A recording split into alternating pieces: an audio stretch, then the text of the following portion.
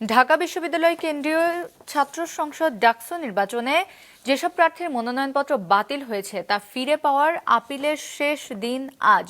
সকাল পর্যন্ত ২৮ জন প্রার্থী মনোনয়নপত্র সংশোধনের আবেদন করেছেন। মনোনয়নপত্র প্রত্যাহার করা যাবে আগামী ২৫শে আগস্ট পর্যন্ত, আর ২৬শে আগস্ট প্রকাশিত হবে চূড়ান্ত প্রার্থী তালিকা। এদিকে ২৫শে আগস্ট পর্যন্ত প্রচার বন্ধ থাকায় শিক্ষার্থীদের সঙ্গে কুশল বিনিময়ের সময় কাটাচ্ছেন অনেক প্রার্থী।